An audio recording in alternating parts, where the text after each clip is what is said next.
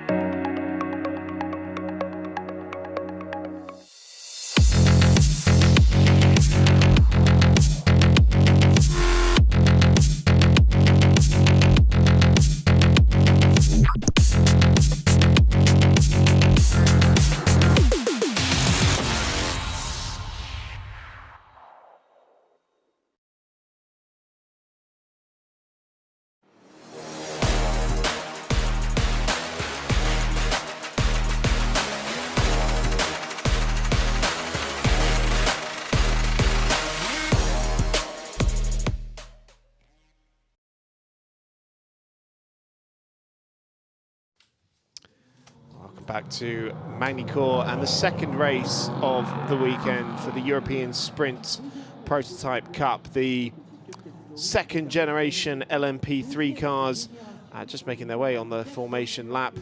Here's how they're going to line up. It's not John Brownson at the wheel of the number 3 DKR car. I can assure you it is Lawrence Hoare that qualified on pole position yesterday, ahead of Leonard Weiss in the Rinaldi number 33 Duqueine. There's 2 Duqueines at the front. Again, that's an incorrect name, but Miro Konopka running solo in the ARC Bratislava Ligier, and then Ralph Mictree starting the number 26 Breton car that won yesterday alongside Ewan Thomas.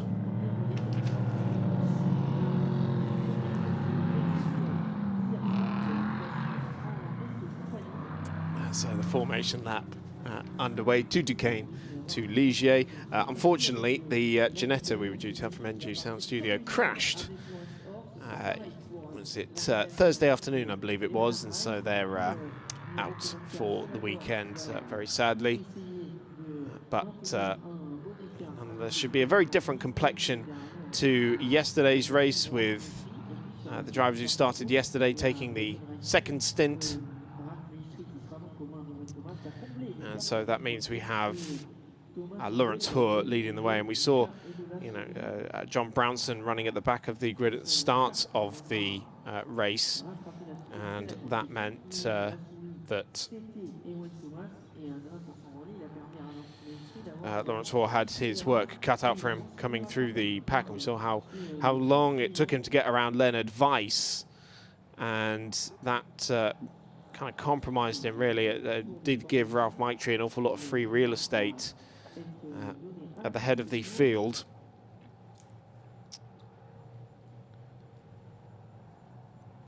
We will see what Laurens Hoare can do. What kind of a gap can he build to give John Brownson, the IMSA prototype light champion, for the second part of the race. Driver change window between the 25th and 35th minute of the race. So you would imagine that Laurens Hoare will go as far into the race as he can. It's a multiple champion in this car with the DKO squad across Le Mans Cup and European Le Mans Series.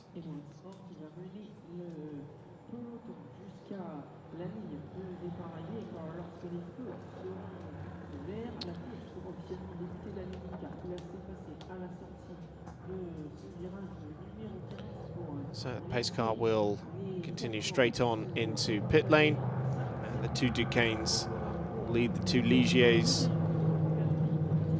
over the line, and race 2 for the European Sprint Prototype Cup will get underway. 55 minutes of racing. Laurens Hoare leads the way.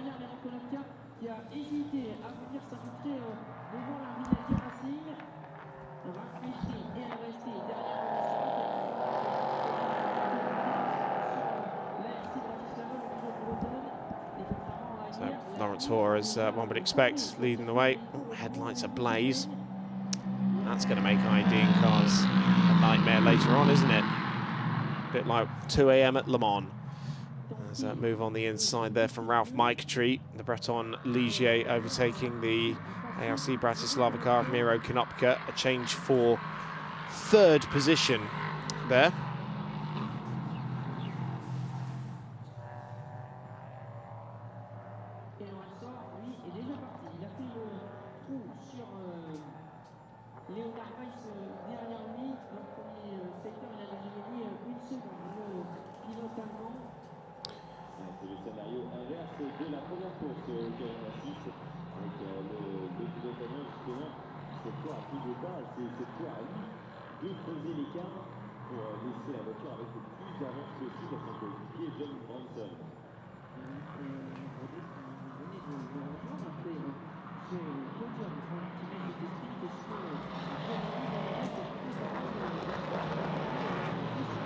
So Laurens Hoare, who finished second yesterday, leading at the end of the first lap.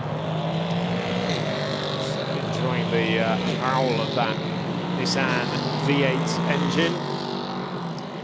They're cutting him alongside me in the pit lane. In the pit lane? Goodness me. I don't think I am. Do you know I did that earlier this year? What? Me in the pit lane? I welcomed one of the Porsche ambassadors into the pit lane incorrectly. Well done. But in fairness, I was on 3 hours sleep during the 24 hours. So. Oh, was it that point? I was asleep. Yes, you probably were. Yes, I had a wonderful 24 hours Le Mans, because I had I worked during the day, and then I left at midnight after doing a piece in the woods, and then got back about 2, I think, and then I had to be back at the track for 7, So I had like 4 hours sleep or so, which I think is pretty good for the 24 hours of Le Mans. Yeah, it's not bad at all. Yeah. Actually, I think you were doing stuff, but probably a little bit later than I was. I was probably on my way back to the RV to have a little kip. Yeah, you had a kip before me. About 1:30 in the morning, I think it was. But you were up earlier, I seem to remember, weren't you? Yeah, because I was back at about 5 a.m. Yeah, you did the 5 a.m. Whereas I was still up early. It's just that it was an hour's drive in, wasn't it, from the hotel? That's the lucky thing. That's what I sort of I hoped for a spot at the circuit, which I got sort of at the 11th hour. Really, the joys of working in broadcasting and motorsports, where it's all glamour, baby. All the stuff that goes on behind the scenes. I can assure you, as much as we try, we're part of the problem. We try and make it look glamorous. And then complain when realise, well, we do on the broadcast, don't we? But then sort of complain when people don't realise that actually it's quite arduous work sometimes. So I mean, it's not. It's watching a load of cars go around, Chris. It's not that bad. Isn't it? Quite literally.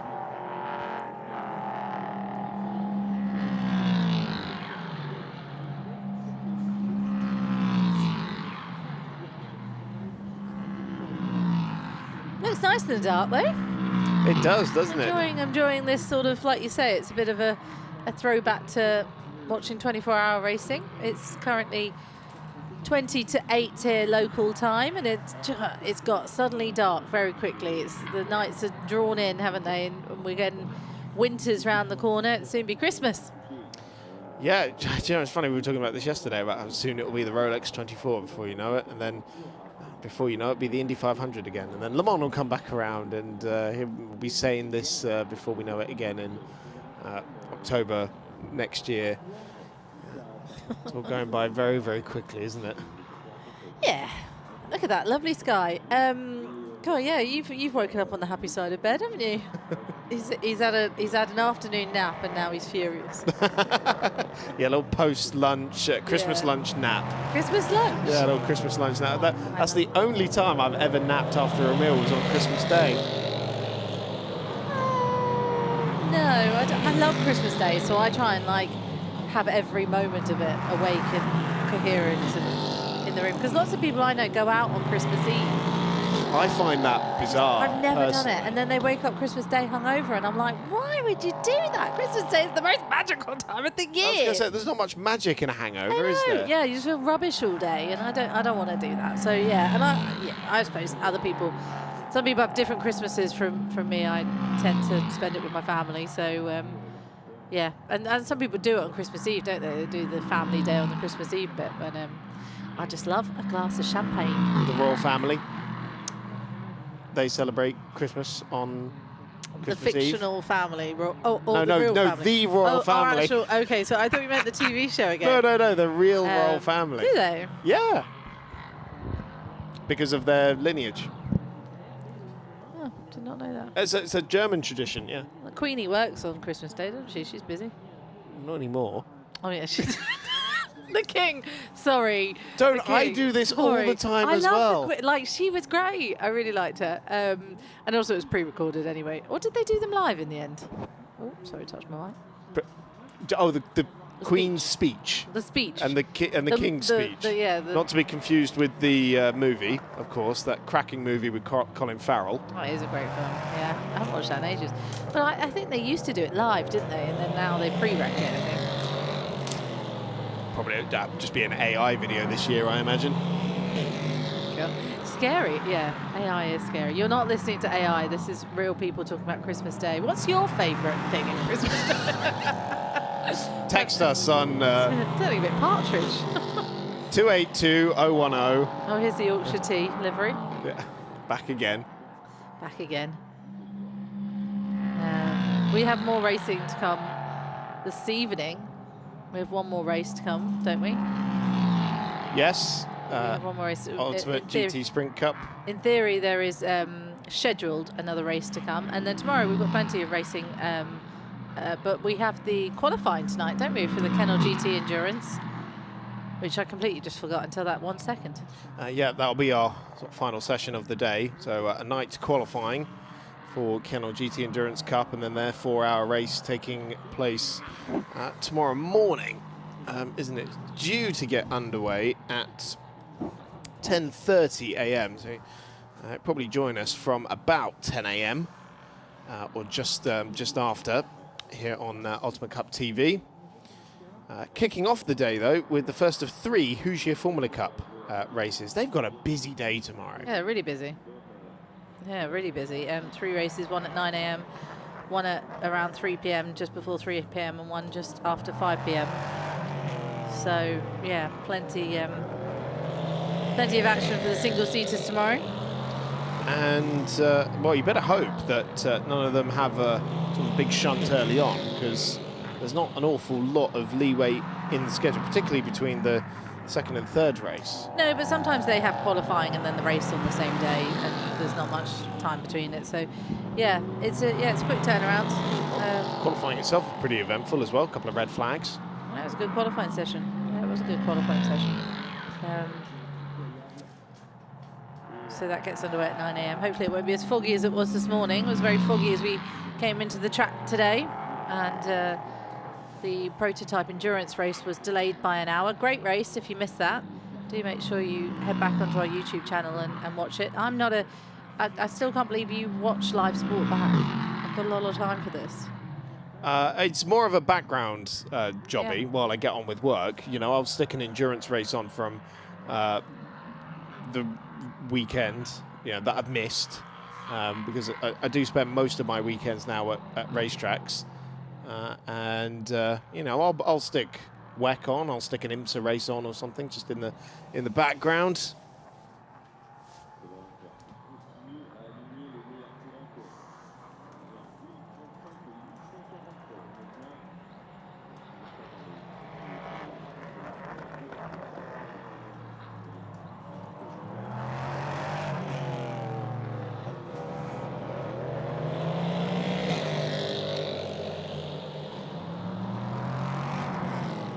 Bit of smoke in the background there that looked like Goodyear tyre smoke. Probably under braking for the Virage de l'Ice, I'd have thought.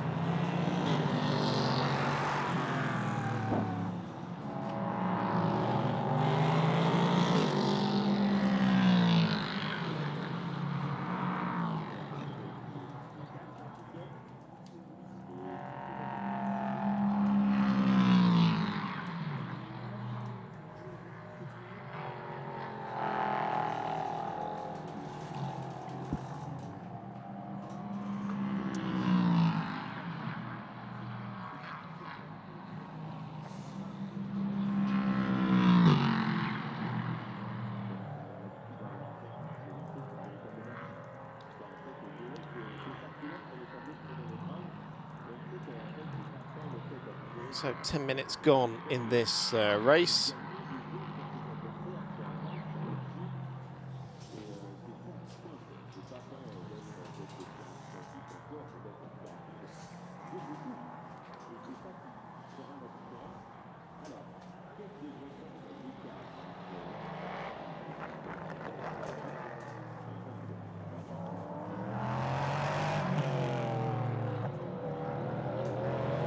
I must say I do miss the Nissan V8 from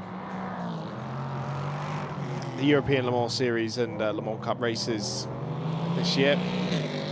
It's nice to have a slightly wider variety of manufacturers across the 2 series.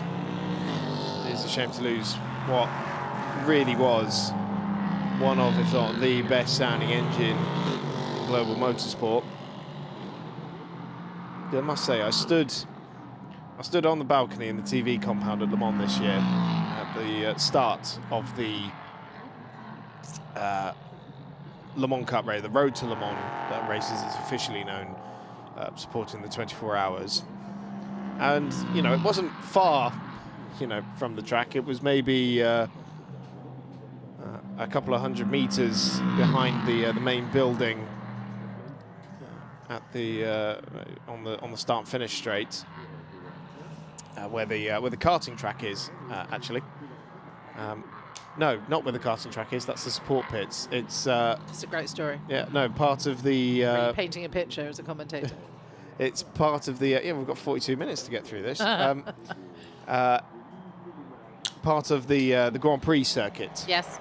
And just as the cars were going by, there's a fair few of them. There's about at least 20, I think maybe even 30 of them at Le Mans, roaring by, and it didn't shake my chest. It didn't rattle me like the V8 would. At the start of a Le Mans Cup race in previous years, children would have run away screaming. I used to sleep through Le Mans when I was younger, apparently, because my dad used to work it, so we used to be trackside with the marshals, and apparently that was what we slept better while the cars were on track. Somehow I had the lullaby of sweet V10s and V8s. Genuinely, because if you think about it, because it's a continuous noise, isn't it? Yeah. So it's like white noise is a continuous noise. It's just not as the frequency is slightly different. Do you still use a white noise machine to sleep? I use birds. I don't use anything. But you have your own birds that you bring with you? Yes, I bring canaries everywhere. Do they also dress you in the morning like a sort of Disney princess? Yeah, like Snow White. Yes, that does happen. Did you not hear them this morning? God, I must have slept through that one, I'm afraid. It's a shame. Oh, yeah. I'll get them to dress you. You might look better. Wow. We're in the same outfits. We're in literally. Bearing in mind, the only thing I'm wearing that doesn't have a brand on it at the moment is my jeans. What scares me the most is one of our producers is listening over us and just said it was a low blow, but I said you did no good. It was a fairly low blow. Wearing one thing that's mine. And my shoes, I guess, as well. 40 minutes left on the clock then. Lauren Hoare is having a lovely time out there. Loving life. Loving life, 9 laps in and setting pretty fast laps out there with a bit of clear air. Magny almost to himself. It's a nice livery though. I know we've mentioned it a couple of times, that 26, and Ralph being out there at the moment rather than his teammate. Young Ewan Thomas who takes over the car. How young is Young? Young Ewan Thomas is still a teenager. That's young. He was, I don't have his date of birth, but he was 17 at the start of the year. So he might be 18 now, but still he's a baby. A wee boy. He is young. He's very young, but only his second year of car racing. Started in MX5 Super Cup last year in the UK. Having started karting only 4 years ago, at the age of 14. That is a rapid movement up to what he's racing now. Absolutely, and made his Le Mans Cup debut this year as well at Le Mans, and was out in Silverstone, although the races did not quite go according to plan. But yeah, quite a rapid rise for young Ewan. He was the youngest driver in the British Kart Championship in the X30 Seniors when he was racing there in 2023, and still managed to finish as the top rookie in that class. Gosh, you're a fountain of knowledge, aren't you? Yes, well, I do like to please. He's also at Loughborough College at the moment on the Motorsport UK Academy program on one of their courses.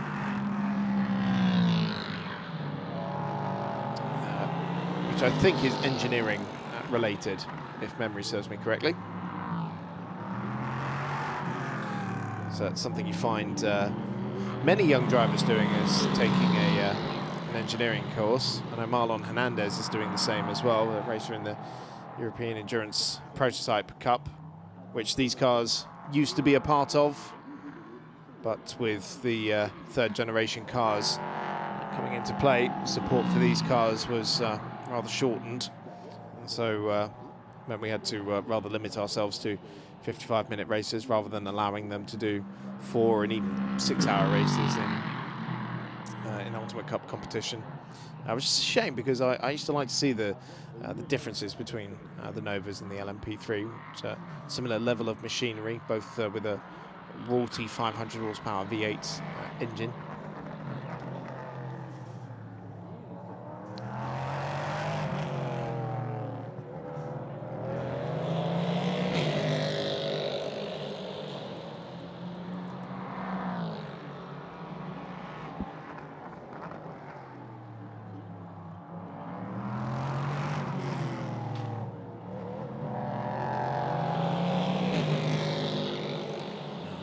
Here, who is very well acquainted with a variety of prototype machinery,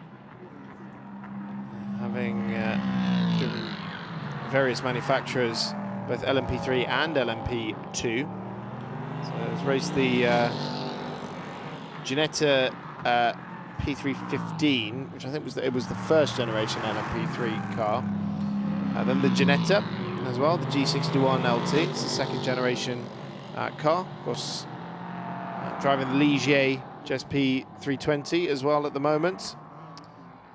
And then in LMP2, of course, driven the Oreca 07, everyone has. But also the Ligier, the JSP2, didn't quite catch on in the same gordishly successful numbers as the Oreca 07 in his 4 appearances at the Le Mans 24 Hour. In the LMP2 category. I was having a chat with Matthias Besch about this earlier. I think is the Oreca 07, the current LMP2 car, possibly the most successful and popular race car ever built? Yeah, I mean, yeah, probably at this stage. I mean, I wish we could keep it for forever. I know it's already done, you know, keep it 8 forever. eight years of service. She's had a busy old time out there. You know, she's done very well and been a fabulous race car, despite we're constantly having to clip its wings because of the new hypercars. It's still magnificent and still provides brilliant racing. Yeah, no, I think, that's not a bad shout. Matthias has some great stuff to talk about, actually, when we were listening to him earlier. And I was surprised how much time he gave you, actually. He stayed here for a long time. I was very thankful. Yeah, no, it was a good race, the prototype in general, but the first few hours they were always a little bit slower just because people are sort of working out the strategy and they know it's a longer race to come and such. So his insight was really, really interesting, actually. Now, the first hour, it's easier to follow because we haven't had the big pit stop sequence yet. But then all the strategies sort of mix up, and then it all sort of converges in the final half an hour again. So there's a good 2.5 hours where we don't really know what's going on, to be honest. Oh, I love it. I love the middle part, between the 2 and the 3 hour mark, where I'll go and speak to a driver, and I'm like, I mean, it looks all right. Yeah. Oh, what are you doing? You're still okay.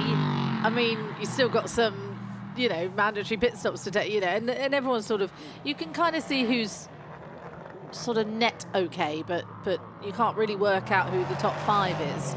And it's in the last hour, really, you start really working out exactly what's happening with endurance racing. This one's slightly different, as our field is a little bit smaller. So as we can see that Laurent Hoare is pretty comfortable out there, 1 lap ahead, and enjoying himself with a pretty speedy lap out there. Yeah, just keeps doing purples, doesn't he?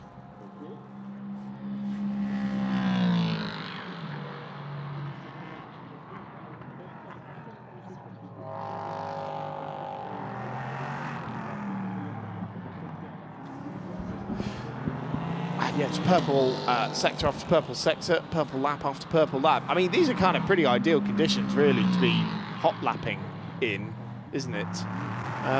We should go in there. Let's jump in. Double check. I mean, somehow, I'd love a driver to come in and really explain to me the minutiae of why certain years we seem to have very rapid cars. Now, in fairness, this time would have been done on a Michelin tyre, and these current ones are on Goodyears. Now, this is not a comment on the Goodyear tyre, but obviously LMP3 cars kind of designed around the Michelin tyre. But the lap record around this track set in 2020 by Alessandro Giretti, is a 1:32.476. Lawrence Hoare, who we know is one of the best drivers in LMP3, a 1:34.987 so far in this race. So about 2.5 seconds slower.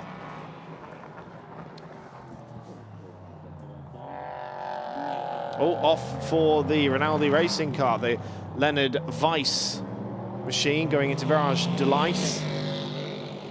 Weiss off at Lice. Oh dear.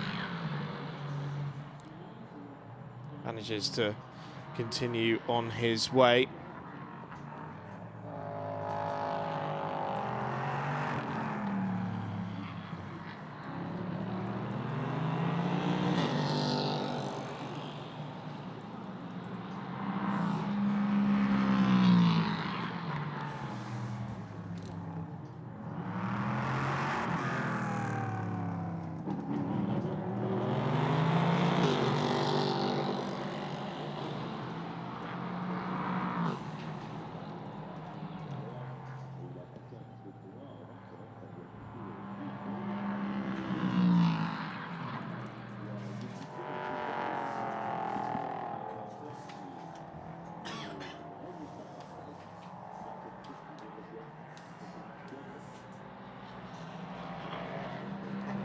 Oh, just nearly fell off my chair.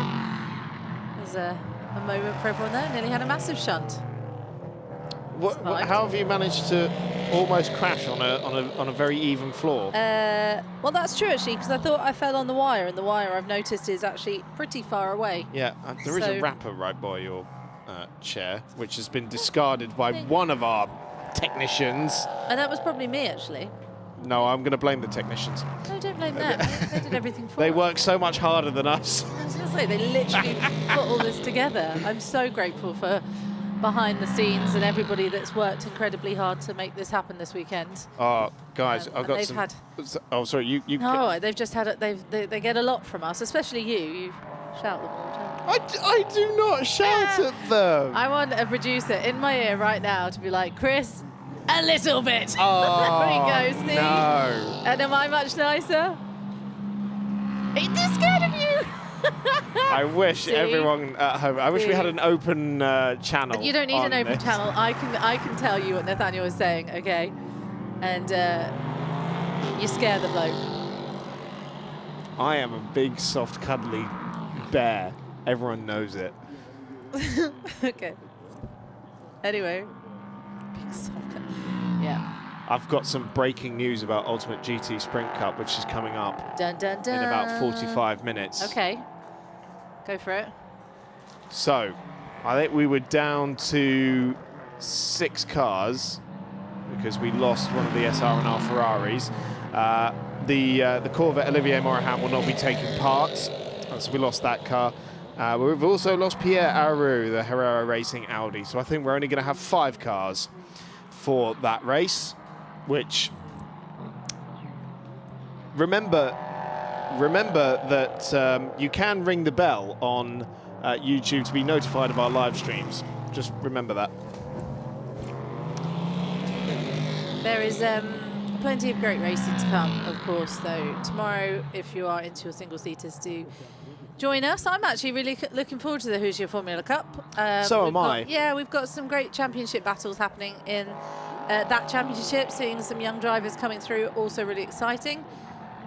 We've got a championship title battle, and we had a great qualifying session earlier, actually, with Hugh Barter taking double pole, but managed to take it just in the final seconds of the second part of qualifying. We've got a driver change coming up then, Chris. Yep, so it is open, 26.5 minutes in, and it's, as you'd expect, around Mike Tree. Young Ewan Thomas. So the bronze driver, the only bronze driver who has a teammate in this race, so you'd anticipate he'd be the first one to vacate the car, and it is young Ewan, who is getting aboard the Breton Racing Ligier now. I do like it when Ewan gets behind the wheel. We get to see a nice little, well, I would say a masterclass. I'm so excited to see what his future is. If he's this talented, I know obviously we haven't got, with a championship like this, it's harder to really be battling for position. So he's seeing less of that, but more lap time the better for him. But it's been a great testing ground for him in order to make his Le Mans Cup debut. And I don't think there's many drivers who, in their first, let's say, proper LMP3 race, and of course it was his first time in the third generation car as well when he made his debut at Le Mans and qualified 4th on the grid. And that's quite a rarity, because I think, if memory serves, it's supposed to be the bronze drivers who qualify that car, but because of the unique format of the Road to Le Mans, that is actually a rare opportunity for the pro drivers to actually showcase their ability. So also be good to see, well, be interesting to see what he can do from a lap down. Leonard Weiss at the moment is 25 seconds behind Laurent Hall, but let's see what Ewan Thomas can do down in 3rd at the moment, and see if he can close the gap a little bit. Yeah, they've just gone a lap down potentially because of that pit stop, I think. So that should even out later on as Miro Konopka comes in. Well, everyone was a lap down a moment ago, but yes. I think that just takes a while to update, because Lawrence Hoare's got quite a sizable advantage over the chasing pack.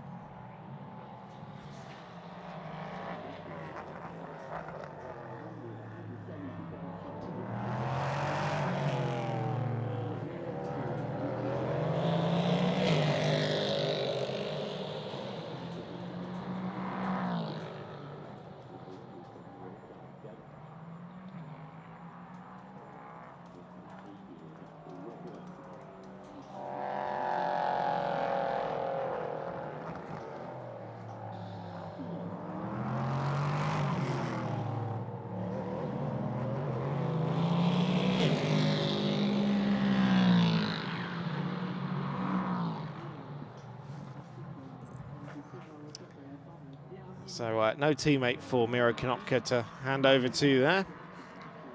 Just served the minimum stationary time. No refueling, of course. 55 minutes is the maximum run time. And so remember, there was a whole hoo-ha when these cars were introduced, because it's 2-hour races in Le Mans Cup, but the new engine was slightly too thirsty. There was a bit of a boo-boo with the design. I think they traded off the quality of the noise for the quality of the fuel consumption. I think right decision, but it did mean that they introduced a sort of splash and dash stop for the very end of the race that you would serve in the last 20 minutes of a Le Mans Cup race, before eventually deciding actually it might just be easier if we reduce the race length to 1 hour and 50 instead. Clever that they worked that out, isn't it? To make it easier all round, if you know what I mean. Yeah, it did. A couple of years, I think we ran the went with 2-hour races with the splash and dash. Of course, with the twin turbo V6, nowhere near as thirsty, so it's quite simple to do the 1 hour now, I think.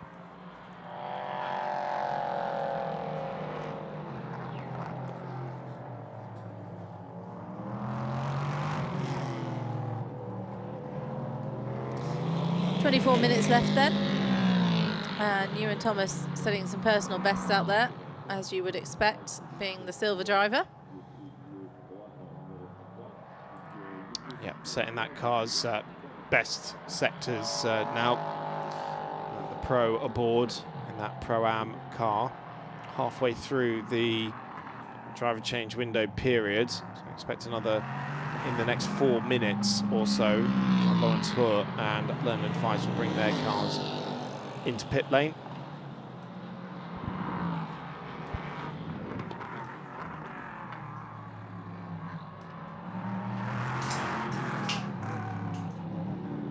Ewan Thomas then manages to make his way up to 3rd, because the number 44 has come into the pit lane. And once again, Ewan Thomas setting some personal bests out there, so he's obviously finding his rhythm a little bit. Not quite. I must say, I am a big fan of, I've noticed this in a few countries, but I haven't seen this in the UK, the Star Wars branding on the Coke cans out here, which have been accompanying me in the commentary box very nicely at the moment. And got good old Palpy on my can of Coke. Must be absolutely buzzing. Isn't that your like third Coca-Cola today? Do you know, I'm normally on the diet. I know. Well, you do on the Zero. Coke Zero or Diet Coke, whichever is available. Other. Neither are available to me this weekend. I should be writing my complaints to the catering company. Other soft drinks are also available. Yeah, I must say, I am... Also, you get them for free. Do not be writing anything to anybody. You should be grateful. I must say, I am... You say other drinks are available. I'm actually a Pepsi guy.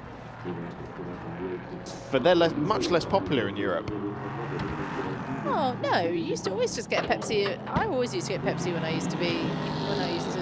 No, they're not in any of the shops. They're not in any of like the airport, train stations. It used to be Pepsi, like and then maybe Coca-Cola was taken over. No, I am a Pepsi Max guy. There's a lot of Pepsi in America. I am the guy. Have you seen those challenges on social media where they have a series of like blind drink testing, and it will be like Coke, Pepsi, Diet Coke, Coke Zero, and people got to try and tell the difference.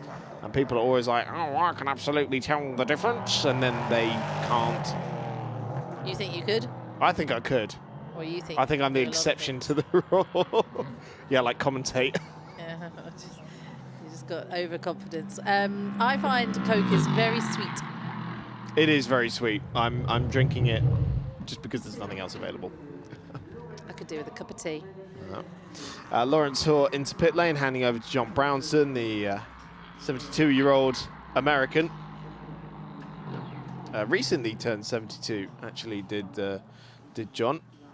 His birthday was on Thursday, I want to say. 8th of October. When was that? It was Wednesday, wasn't it? Mm-hmm. Yeah. So happy birthday for Wednesday, John Brownson.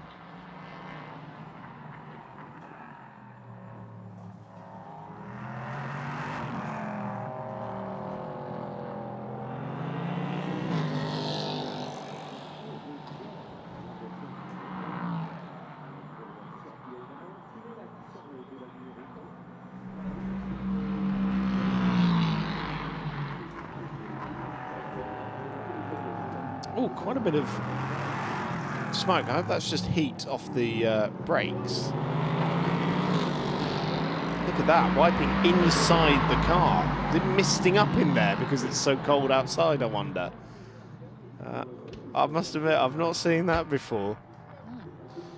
I would assume once they open the door, the condensation from the heat of the driver has actually been the thing that has heated up the...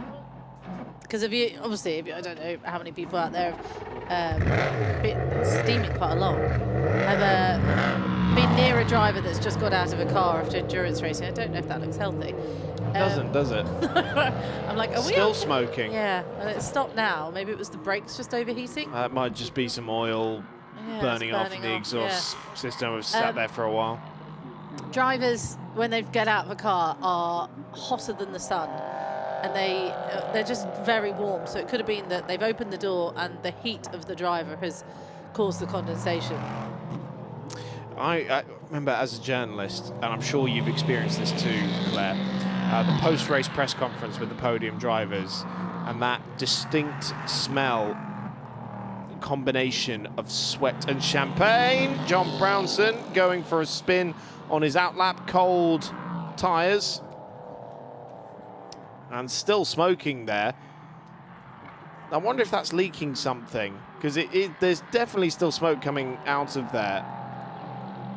Take a look at it again.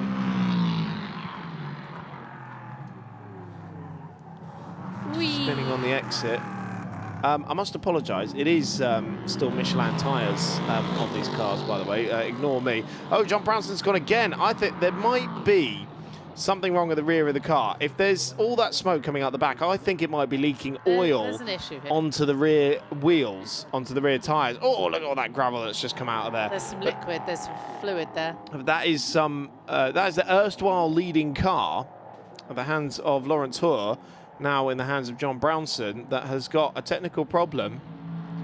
And we're going to see the second incident now for John Brownson going through the Nürburgring chicane.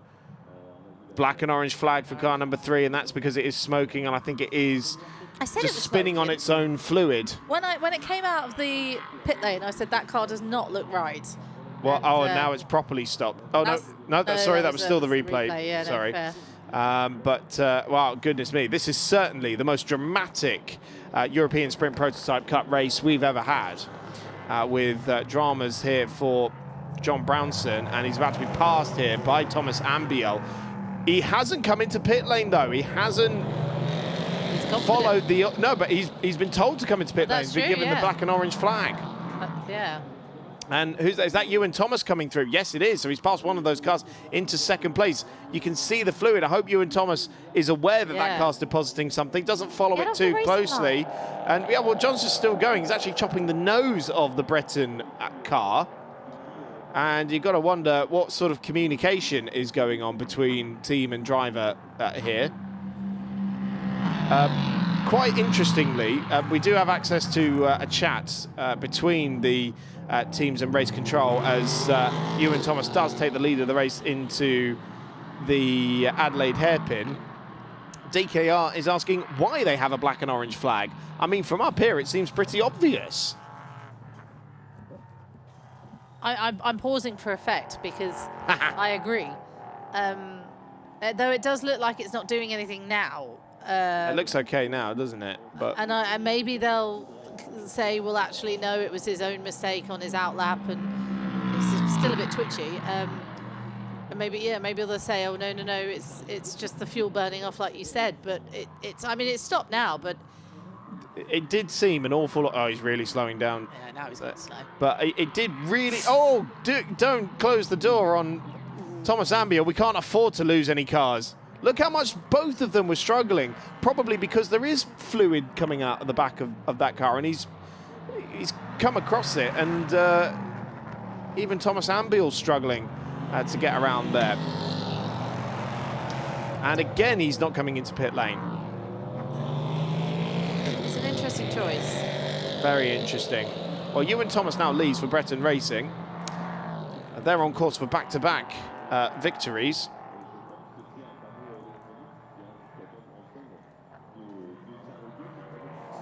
Oh, I don't have that group chat. I was wondering what group chat you had of all the others, but I don't have that one. Yep.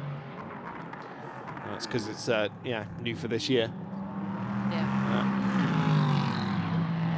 Well, track limits now reported with a warning flag for John Brownson. So that's at the last chicane. And I just seen he ran deep into the chicane and then basically just straight lined the curb on the left-hand element of that chicane. I imagine there's quite an argument happening between race control and DKR at the moment. Yes, I think they're obviously staying out because what's the saying? Ask for forgiveness, not permission. Yeah, it's easier to ask for forgiveness than permission. I just said. Yeah. I was giving you the full. I was giving you the full.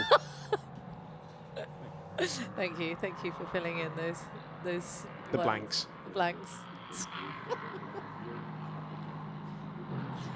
I learned that lesson on a day back in my boring office days. There's nothing wrong with working in an office. Yeah, no, just the job was boring. We were trying to film on the roof on a particularly windy day, and I had asked if we can, get access to the roof because it was locked, and they said no, you can't because it's too windy, it's too dangerous. Oh. My boss said to me, "Why didn't you just do it?" And ask for forgiveness later. Now, yet more drama on the horizon here with the race leader under investigation for a pit stop infringement. So we've had black and orange flag for DKR. I think if they stay out for one more lap, they will end up getting a black flag for not coming in. I've never seen a black flag before. Have you not? No, not properly, because usually teams come in, don't they?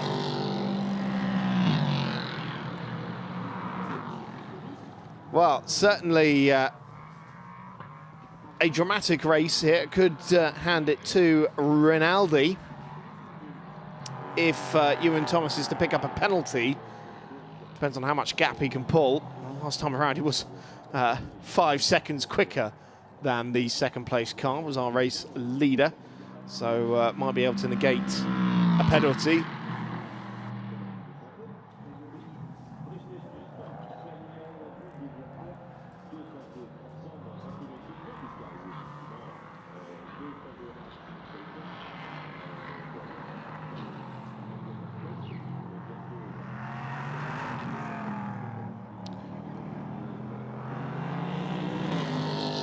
Wait to see if John Brownson, it's a 1 second stop and go penalty for car number 26 for our race leader.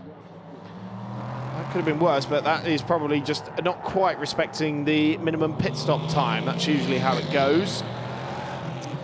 Now, that driving through the pit lane, stopping for 1 second and then yeah, on your way again. Gap at the moment is 17 seconds with 12 minutes to go. I think Ewan Thomas can negate that penalty. He'll have a couple of laps in which he has to serve it, in which time we'll probably try and pull the necessary gap. But again, nearly 6 seconds quicker on that previous lap. Of course, Ewan Thomas is the pro driver. He's the only pro driver on the track at the moment because the bronze drivers have all taken over.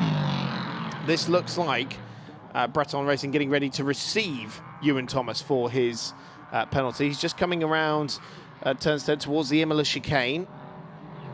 Looks like he'll be serving that penalty this lap. Wait to see if there is going to be any further penalty for this car, the DKR John Brownson, for not respecting that black and orange flag. Whatever issue there was on that car, it does seem to have at least temporarily resolved itself.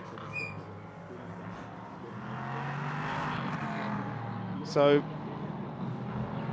maybe they were right to argue the point because he seems to be running now, but the breaking news is that Ewan Thomas has a 1 second stop and go penalty for not respecting the minimum pit stop time, but lapping 5 to 6 seconds a lap quicker than Thomas Ambiel at the moment.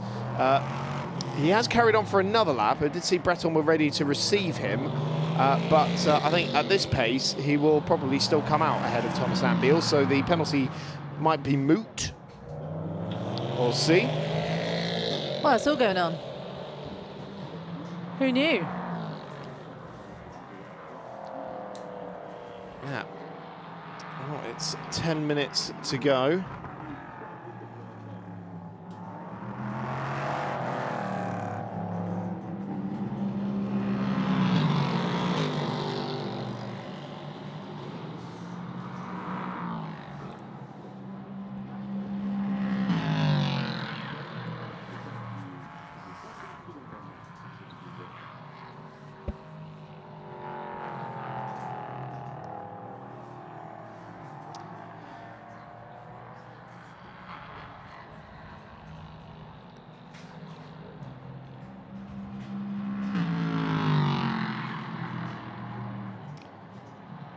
So where's Ewan Thomas on the track? Just coming up to the final couple of corners. Surely he's got to come in this lap to serve that penalty.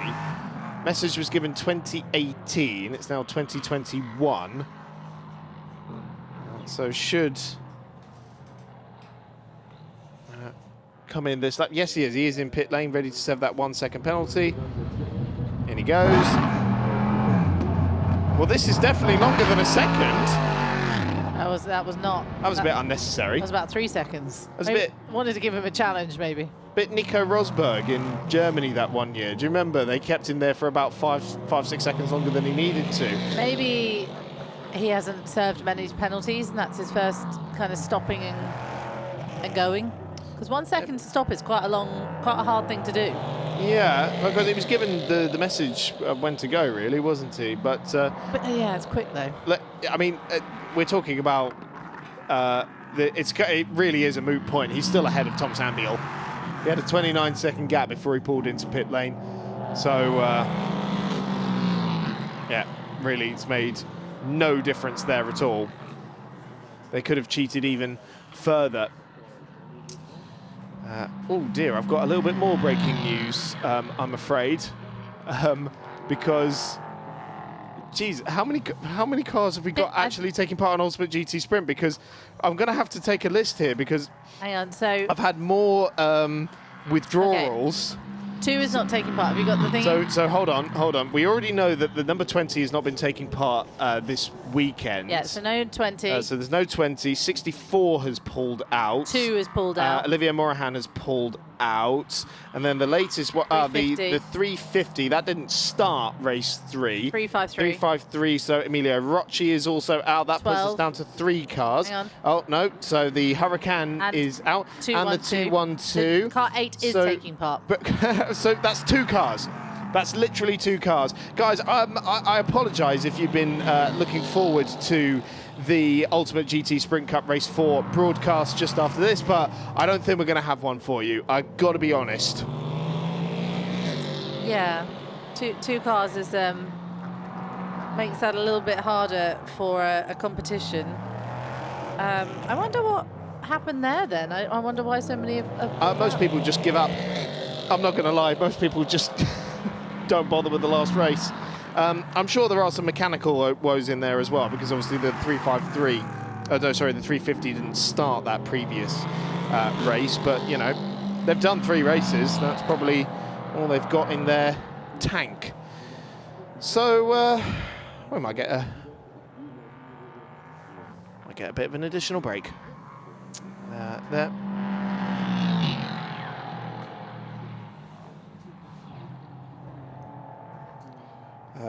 They do say that you only need 2 cars for a race. I never thought I'd actually put that to the test.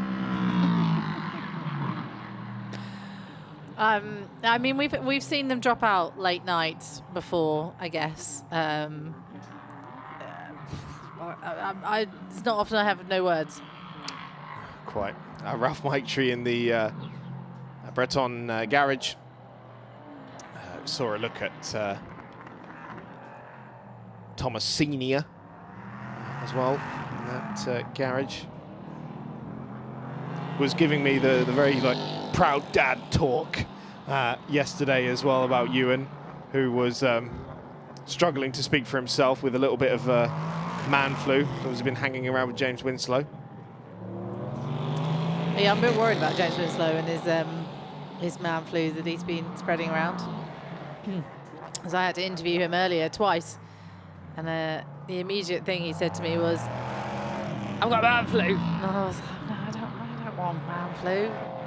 But luckily I'm a woman, so... I was going to say, can you get man flu? I will just get a sniffle and be fine. I was going to say, it's probably... you would just shrug it off while... We would just get on with our lives. Oh, look at it, finally serving the black and orange flag. There we is this. And it's off. They're turning it all off. Yeah, well, they've had to come in and address something. So that message, that was given about, what, 15, 20 minutes ago? No, more than that, about 20 minutes ago, yeah. And now finally DKR pulling that car into the pit lane.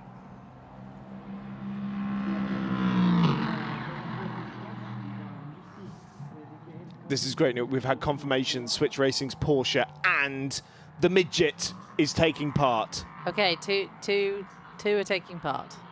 So, goodness me.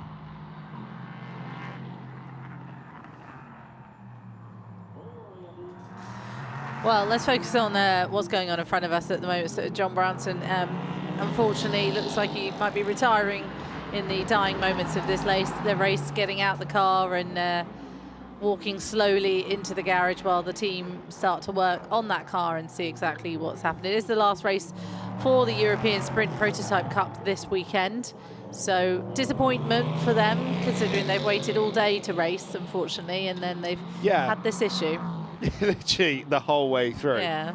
I was with a friend of mine. We were competing in Race of Remembrance. When I say we, I mean he was, and I was holding the camera for him. But we had the, if you're not unfamiliar, 12-hour race at Anglesey on Remembrance weekend. And we had a gearbox issue about 15 minutes into the race. And we just thought, if only it had been the last 15 minutes, at least we would have got a good video out of it. Yeah. Well, the long shot of this retirement here for DKR is Miro Konopka now on the overall podium as an AM runner. Dramatic scenes in the closing stages of this European Sprint Prototype Cup race. One more meeting to go in Paul Ricard, where we're told that the numbers should dramatically increase. I hope so. More than double and hit double digits. Yeah, that'd be great. It'll be great for all these races as well, because they want to be out there battling with the best and doing what they can. And yeah, you don't want to be racing to 3 people, do you? So I'm really excited to see that. I would happily have a long-term home for these cars. Yeah, they are brilliant. Absolutely. But it's it's a new format, it's a new idea, and maybe it will take a little bit longer to get more people participating. And if we get to see young talent like Ewan Thomas coming through and following his journey, then so be it. He's the real success story here, isn't he? Yeah, and it's great that he's got a platform to race in. So, Ultimate Cup have helped give these drivers their chance to pick up some wins and to show what they can do and to, add more to their CV. Absolutely. Someone who's started off the year with no LMP3 experience and now racing in Le Mans Cup. Definitely a great advertisement for what this championship can do for young drivers. Great test beds out there. Oh, I love looking at the front brake discs glowing. Just brilliant.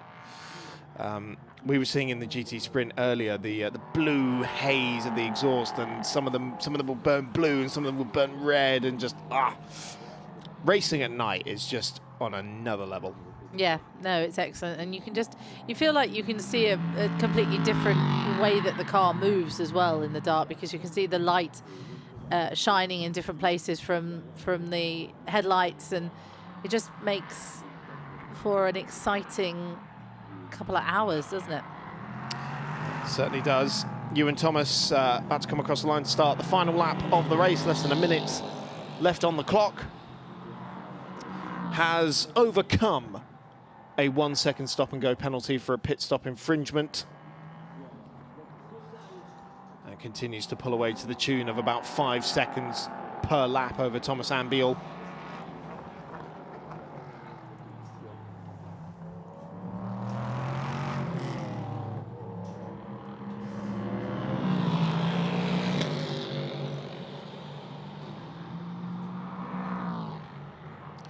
It will be back-to-back victories for Ewan Thomas and Ralph Maitri. One could call it domination of the weekend.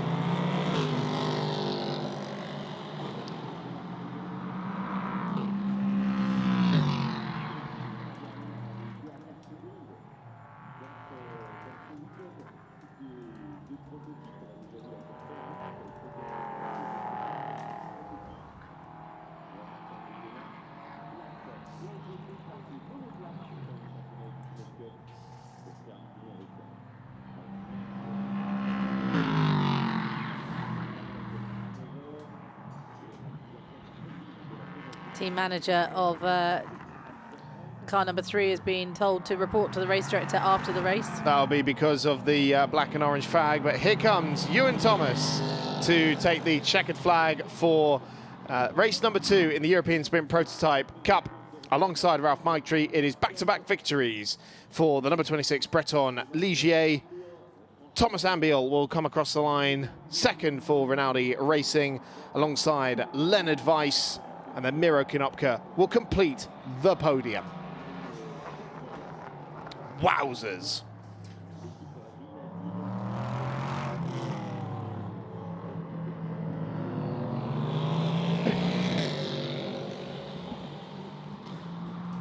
Well, as we keep saying, Ewan Thomas is definitely someone to watch out for in the future, and can't wait to see him racing against some of the big names. I think it's definitely one to be watching out for in the future, and comes home to take over the car when it was in last position and fights his way up to first. So impressive performance from Ewan Thomas again. And overcomes the stop and go penalty as well. Don't forget that. Yeah, the one 2 long second.